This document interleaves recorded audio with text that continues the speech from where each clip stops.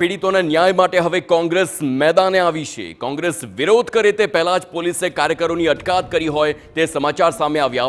25મી વર્ષ પૂર્ણ થવા છતાં ન્યાય ન મળ્યો હોવાનો આરોપ છે।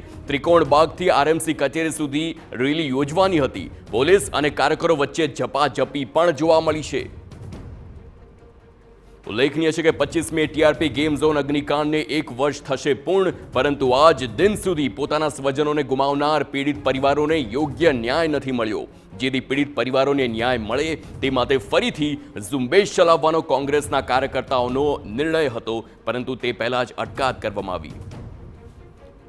આપ જોઈ શકો છો કેવી રીતે કોંગ્રેસના કાર્યકરો છે તેમની અટકાયત કરવામાં આવી રહી છે। મહત્વની વાત એ છે કે જે આટલો મોટો અગ્નિકાંડ હતો જેણે ન માત્ર ગુજરાત પરંતુ ભારતને હચમચાવી દીધું હતું, એ પરિવારોને શું ન્યાય મળ્યો છે કે નહીં, શું કાર્યવાહી કરવામાં આવી છે, તે સવાલો સાથે જ્યારે કોંગ્રેસ આજે વિરોધ કરવા આવી, એક રેલીનું આયોજન કરવામાં આવ્યું હતું અને તેને લઈને જ તે થાય તેની પહેલા જ અટકાયત કરવામાં આવી છે।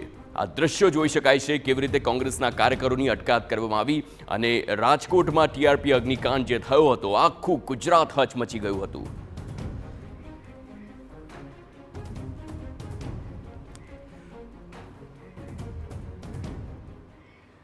અને